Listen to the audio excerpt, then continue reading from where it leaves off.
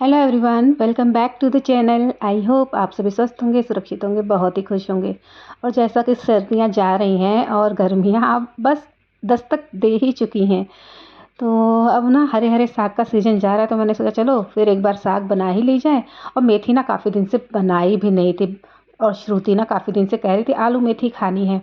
लेकिन होता है ना, फैमिली में चार लोगों की चार पसंद होती, किसी को कुछ पसंद होता है। लेकिन करेला और मेथी का अगर नाम लिया जाए ना, तो मेजोरिटी तो ना की ही होती है, क्योंकि इन सब्जियों में जो कड़वाहट होती है ना, उससे तो चेहरे का नक्शा एकदम बिगड़ ही जाता है। तो आई होप, मुझे लगता है कि आप सभी की फैमिली में भी ऐसा ही होता होगा ना। अगर गलती से अगर आपने बोल दिया कि हाँ आज डिनर में या लंच में करेला बन गया या मेथी, फिर तो बस कुछ बाहर से ऑर्डर करते हैं, है ना। होता होगा अक्सर ऐसा हम सभी के साथ। तो फिलहाल आज की अगर ये रेसिपी ट्राई करोगे ना, तो ये शिकायत आपकी दूर हो जाएगी। जो मेथी और करेले की कड़वाहट, मैं रेसिपी करेले की भी जल्दी शेयर करूँगी, लेकिन आज फिलहाल मेथी की शेयर कर रही हूँ। कड़वाहट दूर हो जाएगी, और ये रेसिपी ट्राई करोगे तो आपकी फैमिली ना हर दूसरे दिन रेसिपी की डिमांड ज़रूर करेगी आपसे। तो वीडियो प्लीज़ एंड तक देखना, बिल्कुल स्किप मत करना, एंड तक बने रहना मेरे साथ, क्योंकि एक बहुत ही टेस्टी हेल्दी रेसिपी आप लोग के साथ शेयर करने जा रही हूँ। तो चलिए शुरू करते हैं। फिलहाल मैंने यहाँ पर तैयारी कर ली है। मेथी दोपहर में ही खरीद ली थी मैंने, और ये शाम का समय हो रहा है, करीब 5:30 बज रहे हैं। मेथी तोड़ कर ले ली थी, और चना दाल, हाँ चने की दाल आज बनाऊंगी मैं, होटल वाली तड़का दाल। और इतनी टेस्टी बनेगी ना, बिल्कुल मतलब घर के बेसिक मसालों से, और झटपट बन जाएगी। तो पूरे घड़ी के टाइम देखा है मैंने, और ये मेथी को मैंने अच्छी तरह धो के 2-3 पानी, उसे पानी में ही डालकर रख दिया। इससे क्या होगा ना, उसकी जो मिट्टी थोड़ी बहुत लगी होगी वो पानी में बैठ जाएगी। फिलहाल यहाँ मैंने छोटे छोटे आलू निकाले हैं, क्योंकि जब आलू मेथी बनानी हो ना, तो छोटे वाले आलू मतलब ज़्यादा अच्छे लगते हैं। और अब तो छोटे वाले आलू ना बहुत कम मिलने लगे हैं हमारे यहाँ। और पता है, जब भी छोटे आलू मैं खरीदती हूँ ना, तो बच्चों की तो वो मोस्ट ऑफ यही डिमांड होती है। श्रुति की अलग फरमाइश होती है आलू मेथी की, और नैतिक की अलग फरमाइश हो जाती है कि नहीं दम आलू ही खाना है। तो मतलब हमारे घर में तो डिफरेंट, बच्चों के तो होती है ना फरमाइशें अलग अलग।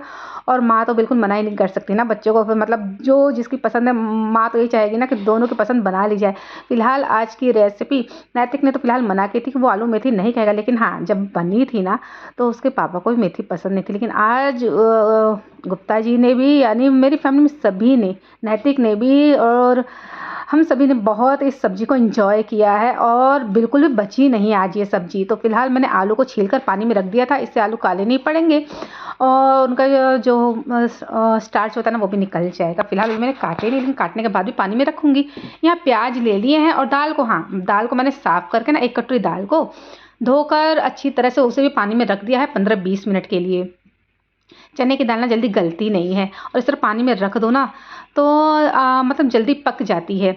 और यहाँ पर टमाटर, प्याज, लहसुन, अदरक, हरी मिर्च, और हाँ करी पत्ता भी लिया है। यानी सब्जी के साथ साथ दाल के भी मैंने पूरी तैयारी कर ली है। कुकर उठाया है, कुकर गैस पे चढ़ा दिया है, बस चलते हैं अपनी चॉपिंग की तरफ। तो कुछ कुछ कमरे में भी बैठे हुए हैं गुप्ता जी, और बच्चे कुछ बातें कर रहे हैं, तो यहाँ से आवाज़ें दे रहे हैं, फिर मुझे बीच बीच में वहाँ भी जाना पड़ रहा है। तो फिलहाल इसी तरह हमारा काम तो चलता रहता है।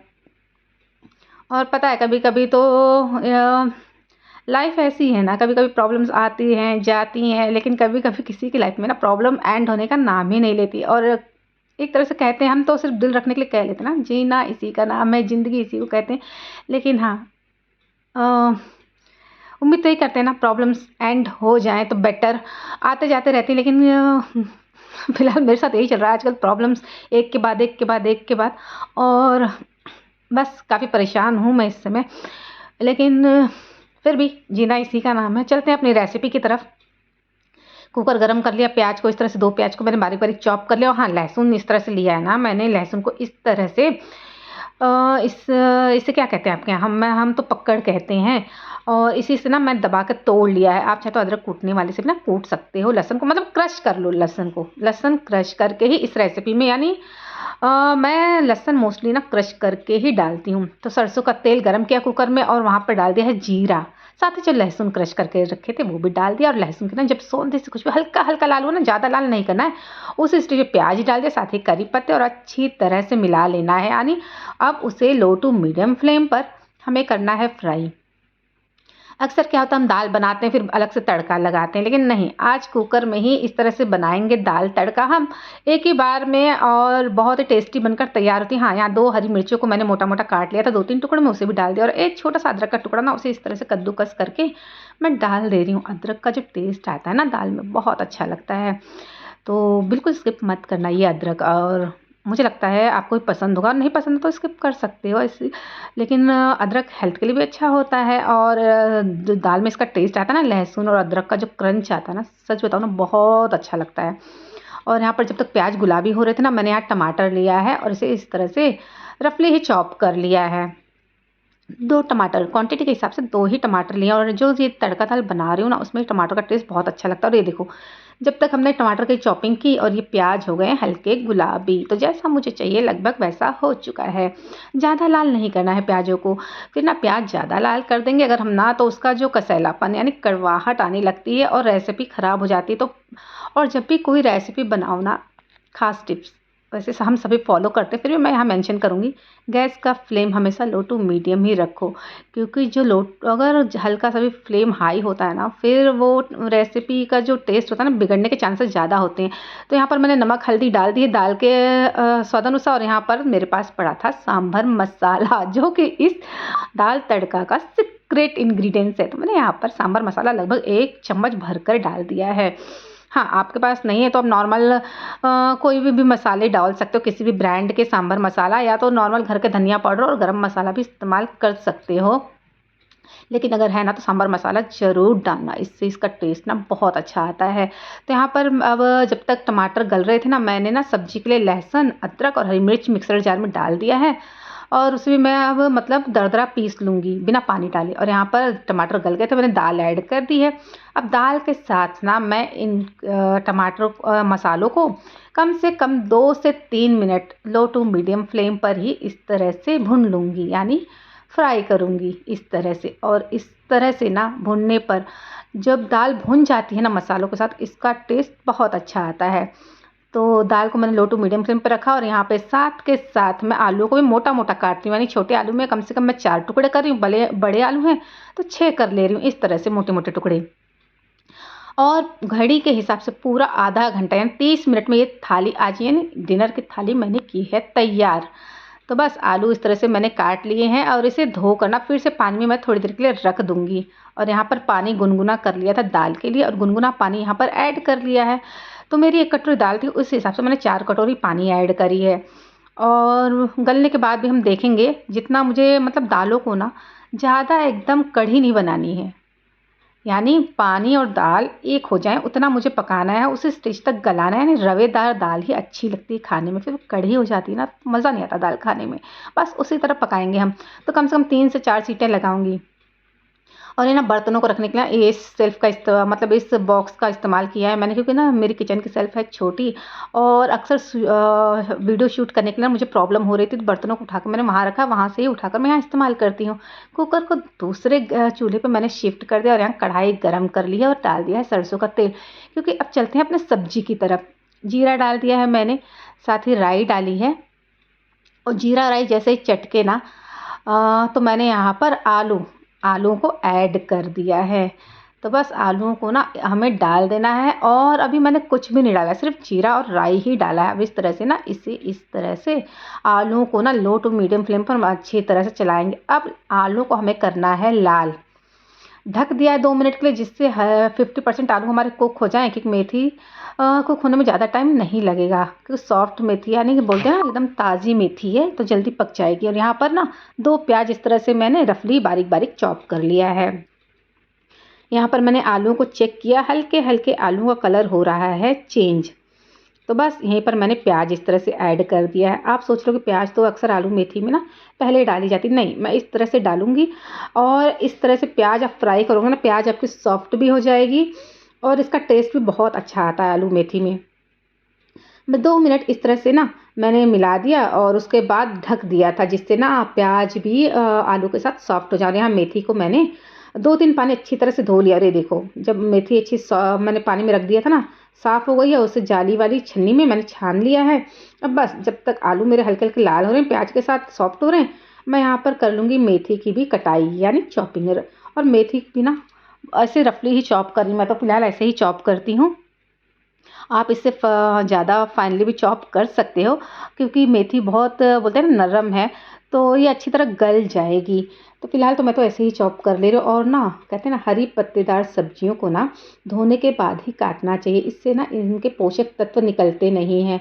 कभी कभी क्या होता है ना, मुझसे भी गलती हो जाती है, कभी कभी किसी सब्जियों को ना मैं धोने के बाद मतलब काटने के बाद धो देती हूँ। और मोस्ट ऑफ मैं ध्यान रखती हूँ कि मैं ना धोने के बाद ही काटूँ। तो यहाँ आलू लाल हो गए, तो यहाँ जो लहसुन अदरक हरी मिर्च मैंने दरदरी पीस ली थी ना मिक्सर जार में, बस उसे यहाँ पर डाली है। हाँ, यही मैं आपसे शेयर करना चाहूँगी कि आलू मेथी में ना इस तरह से अदरक हरी मिर्च और लहसुन जो दरदरा कूट कर डालो ना, उसका टेस्ट बहुत अच्छा आता है। बस यहीं पर हल्दी और नमक डाल दी थी स्वाद अनुसार, और 1/4 चम्मच मैंने डाला ना भुने जीरे का पाउडर, अच्छी तरह से मिला लिया, और 1 चम्मच पानी डाल दिया था। क्योंकि मेरी कढ़ाई नॉन स्टिक नहीं है ना, तो नीचे हल्का हल्का चिपक रहा था, तो मैंने पानी डाला और अच्छी तरह से फिर इसने मतलब मसालों को छोड़ दिया।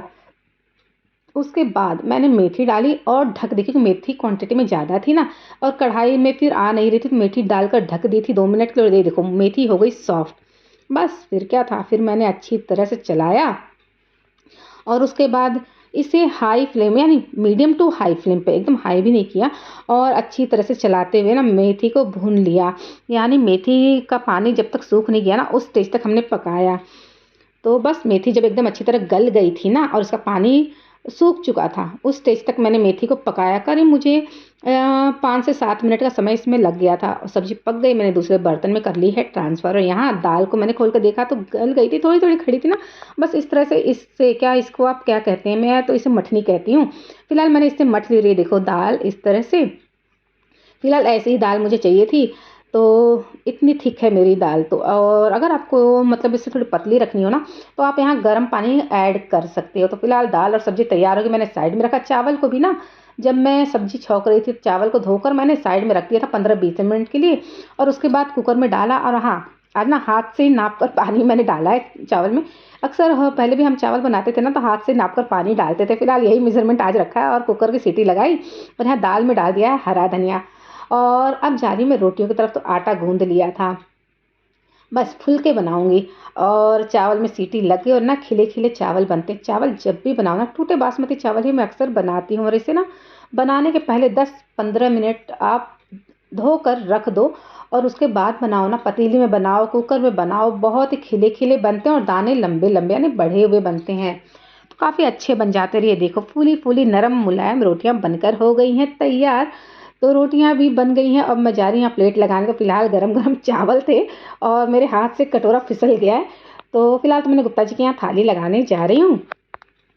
गर्मा गर्म चना दाल तड़का हमारी है तैयार। और सच बताऊँ ना, इतना टेस्टी है, और बहुत ही टेस्टी बनकर तैयार हुई थी।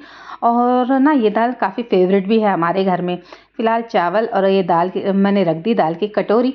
और हाँ, आप चाहो इसमें ऊपर से भी तड़का लगा सकते हैं। फिलहाल मैंने तेल में लगा, घी में भी लगाओगे तो काफ़ी अच्छा टेस्ट आता है। ये रख दी आज की फेवरेट, यानी मेरी तो काफ़ी फेवरेट सब्जी है ये, आलू मेथी, और साथ में गर्मा गर्म रोटियाँ। और सलाद के बिना तो हमारी थाली अधूरी है। तो मोस्टली क्या होता है ना, गुप्ता जी तो प्याज ही और हरी मिर्च लेते हैं सलाद में, अक्सर वो टमाटर बहुत कम पसंद करते हैं। तो यहाँ प्याज के कुछ लच्छे और एक हरी मिर्च रख दी है, साथ ही हरे धनिया और पुदीने की चटनी पीसी थी। आज की हमारी थाली हो गई है तैयार। इंजॉय करते हैं गर्मा गर्म चना दाल तड़का, आलू मेथी, गर्मा गर्म चावल, चटनी और रोटियों के साथ। आई होप ये रेसिपी आपको पसंद आई होगी। तो वीडियो को लाइक शेयर सब्सक्राइब करना मत भूलना।